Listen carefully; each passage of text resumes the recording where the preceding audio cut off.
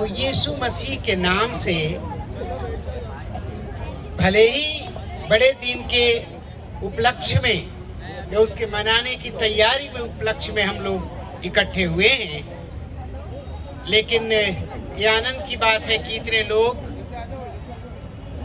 ना केवल भजन गाने सुनने के लिए, प्रभु के वचन सुनने के लिए भी उपस्थित होते हैं। ये सच है, अभी बहुत कुछ कहा गया प्रभु के बारे में। मसीही जीवन या मसीह का जीवन एक अद्भुत जीवन है।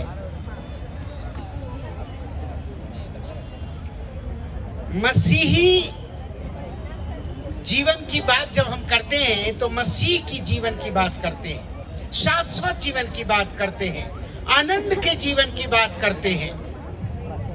और इसलिए ये महान अवसर है, क्योंकि बड़े दिन के अवसर पर परमेश्वर की महान योजनाओं की पूर्ति हुई।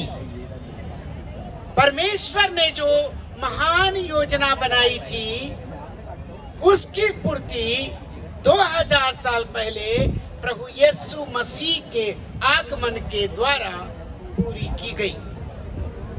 क्या आवश्यकता हुई?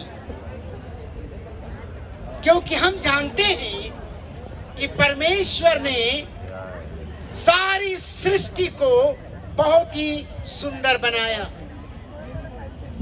खूबसूरत बनाया, और बनाने के बाद स्वयं परमेश्वर ने उसकी तारीफ की। बहुत सुंदर है, खूबसूरत है दुनिया। लेकिन फिर हम बाइबल पढ़ते हैं कि जब पाप गुनाह इस दुनिया में आ गया, गुनाह क्या है? पाप क्या है? परमेश्वर के व्यवस्था का उल्लंघन ही गुनाह है, पाप है। और जब एक व्यक्ति, हमारे आदि माता पिता ने, आदम और हव्वा ने परमेश्वर की आज्ञा का उल्लंघन किया अदन के बागीचे में, उस गुनाह का बीज, उसका स्वभाव सारे मनुष्य जाति में प्रवेश कर गया। चाहे वो किसी जाति का हो, किसी भाषा का हो, किसी रंग का हो, किसी कद काठी का हो, कोई भी देश में रहता हो, सारे गुनाह में भर गए। जिंदगी क्या है? गुनाह है आदम। अगर जिंदगी है तो आदम का गुनाह भी है, और इससे कोई धर्म, जाति, व्यक्ति अछूता नहीं रहा।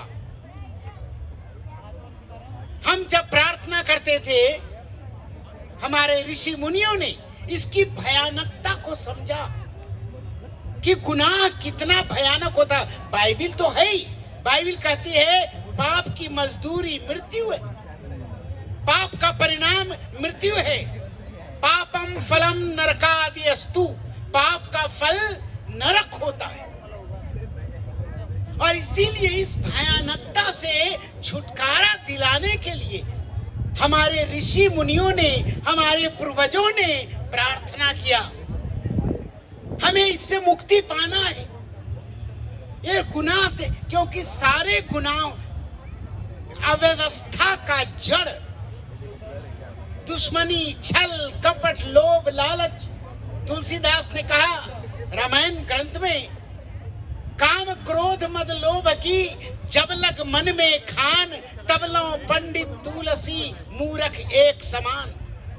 काम क्रोध लोभ मोह जब तक मनुष्य के मन में है, तब तक सारे, चाहे किसी दुनिया में कहीं भी पैदा हुआ है, वो पापी है, गुनाहगार है, एक समान है वो। और बाइबल कहती है, यिर्मयाह की पुस्तक 17 अध्याय उसके 9 पद में लिखा है, मनुष्य का मन, हृदय सबसे अधिक धोखा देने वाला होता है, उसमें असाध रोग लगा है। बीमारी चमड़ी की नहीं है, बीमारी हृदय में है, मन बीमार है। और इसी लोगों के अंदर घमंड, ईर्ष्या, जलन भरा रहता है। इन सबों से की भयानकता को जब हमारे ऋषि मुनियों ने देखा, प्रार्थना किया, पुकार उठे, असतो मां सद्गमय, मुझे असत्य से सत्य में ले चलो, मृत्यु मां अमृतम गमय, मुझे मृत्यु से जीवन में ले चलो, तमसो मां ज्योतिर्गमय, मुझे अंधकार से प्रकाश में ले चलो। क्योंकि उन्हें पता था पाप का फल नरक है, और नरक क्या है? परमेश्वर से अलग हो जाना, परमेश्वर से दूर हो जाना, बिना ईश्वर के जीवन बिताना नरक। मैं केवल गुनाह की चर्चा करने तो यहाँ आया नहीं देहरादून से, मैं इसलिए आया ताकि परमेश्वर की उस महान कार्य को, प्रियो, अगर किसी के इंसान के घर में आग लग जाए और उसे पता चले कि उसका बच्चा उस घर में रह गया है, कोई जाके उसे खबर दे कि तेरा बच्चा घर में रह गया, घर में आग लग गया, ये नहीं कहेगा काम खत्म करके मैं आऊंगा, तुरंत दौड़ के आएगा, घर में जाएगा, अपने बच्चे को, भले वो जल जाए तो जल जाए, अपने बच्चे को बचाएगा। यही तो हमारे परमेश्वर ने किया। उसने कहा मुझे इस सृष्टि को वापस सुंदर बनाना है, मुझे पाप से छुड़ाना है, हमें नरक से बचाना है, भले मुझे अपने इकलौते पुत्र को दुनिया में भेजना क्यों न पड़े। परमेश्वर ने बिना कुछ देर लगाए जब मनुष्य की परिस्थिति को देखा, इकलौते पुत्र को भेज दिया।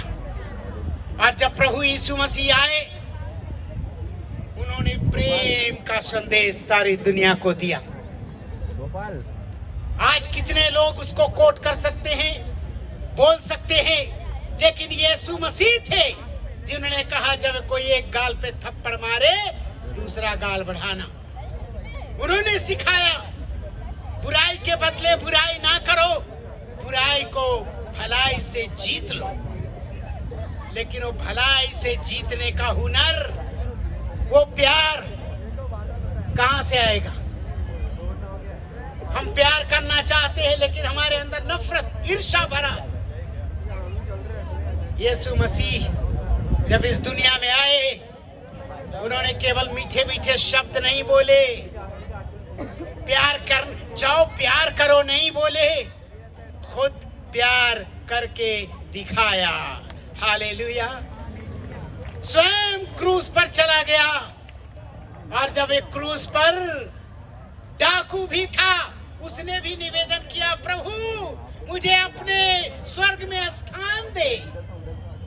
पश्चातापी हृदय प्रभु के पास ले जाता है, वो जिनकी आंख में तौबा के आंसू पाए जाते हैं, मसीहे पाक की महफिल में वो पहुंचाए जाते हैं। जैसे ही कोई मसीह के पास आकर के समर्पण हो जाता है, उसकी हालत कैसी भी क्यों न हो, प्रभु का प्यारा हो जाता है। शामिल हुआ जो तेरे गुलामों में है मसीह, वो बेनवा फकीर भी सुल्तान बन गया। ईमान तुझ पे लाया जो डाकू सलीब पर फिरदौस स्वर्ग का मेहमान बन गया। प्रियो, आप नहीं समझ सकते, यीशु आया, चैलेंज था, चुनौती थी उसके सामने। पिता ने तो कह दिया जाओ सारे जगत के गुनाहों को अपने ऊपर लेकर सलीब पर चढ़ जाओ। आसान नहीं था, कांटों का ताज पहनना, चेहरे पे थूकवाना, पसली में भाला मारा जाना, कोड़े की मार खाना, लेकिन सच्चा प्यार तो यही है। अजब खरी प्रीति प्राण स्वतः देती, आहा अजब खरी प्रीति। नारायण वामन तिलक ने लिखा, जय जय जगदीशा जगाला तुझी मात्र आशा। प्रेम से आत्म विभोर हो करके यीशु सलीब पे चढ़ गए, हमारे और आपके गुनाहों को लेकर कीमत चुका दी।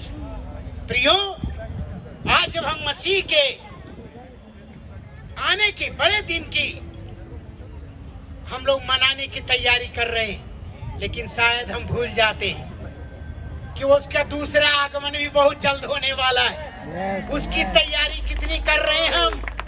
छल कपट लोभ लालच से कितना हटे हैं हम? ये तभी संभव है जब हम अपने पापों से पश्चाताप करके मन फिरा के प्रभु के चरणों में समर्पण हो जाएं, तभी हम उस दूसरे आगमन के लिए तैयार हो पाएंगे। यीशु जब सलीब पे गए, उन्होंने, जैसा मैंने कहा, उन्होंने केवल बोला नहीं प्यार प्यार करो, करके दिखाया। Christian life is not just talking, we all need to walk the talk. बोलते हो करके दिखाओ, और नहीं तो क्या होगा? बाहर का दिखावा तो दिखेगा, लंबा क्रॉस भी लगा लो, चाहे लाल पीला कपड़े हरे पहन लो, बाहरी आडंबर से कुछ नहीं होगा। वेश बदला क्या हुआ? दिल का बदलना चाहिए।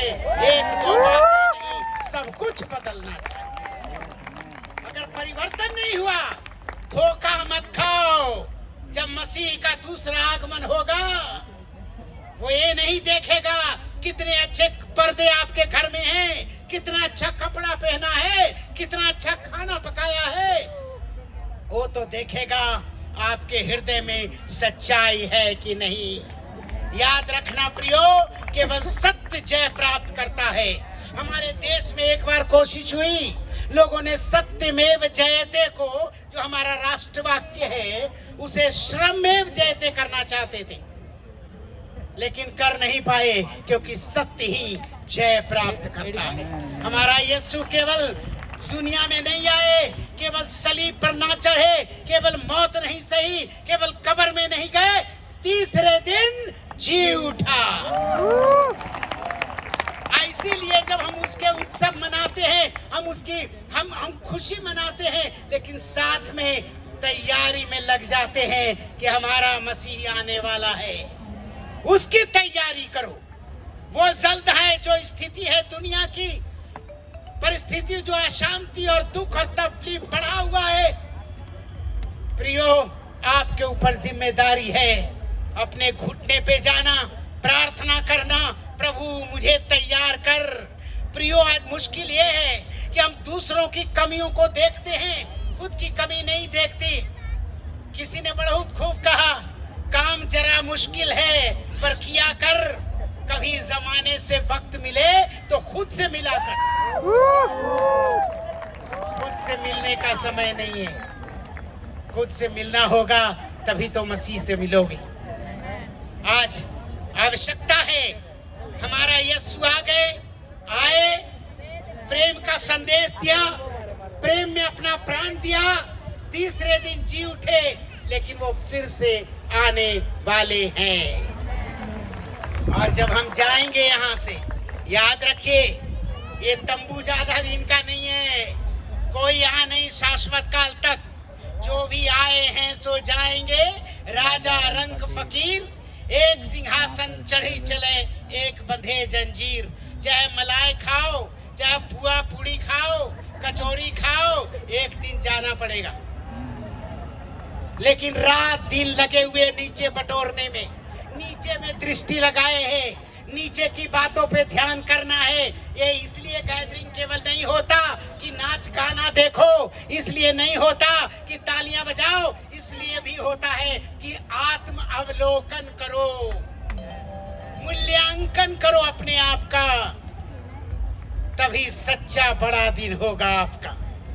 जब मूल्यांकन करोगे और अपने आपे में आओगे और कहोगे, प्रभु यीशु, हम पहले जैसे मनाते रहे वैसे नहीं मनाएंगे, हमें नया हृदय देना। हमारा हृदय नया होना है, मन नया होना है, सोच नई होनी है, और तब प्रभु खुश होगा। जब आएगा तो वो ऐसे लोगों की तलाश करेगा जिसका सब कुछ नया हो गया है। हालेलुया।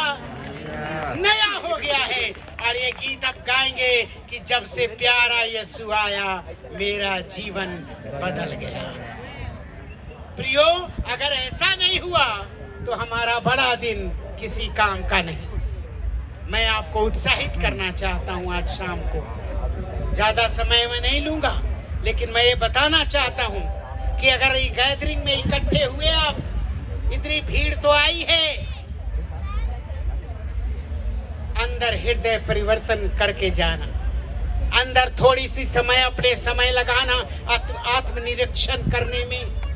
और अगर अभी तक आपका वो राजा यीशु हृदय में नहीं बैठा है तो आज कहना, प्रभु अब से मैं नहीं, तू हमारा राजा बन, तू हमारे हृदय के सिंहासन पर बैठ। केवल समर्पण ही हमें प्रभु के शरण में ले जा सकता है और सच्चे क्रिसमस का, बड़े दिन का आनंद। देखो, ये जैसा मैंने शुरू में कहा, ये किसी एक धर्म के लिए नहीं है, किसी एक जाति के लिए नहीं है, किसी भाषा के लिए नहीं है।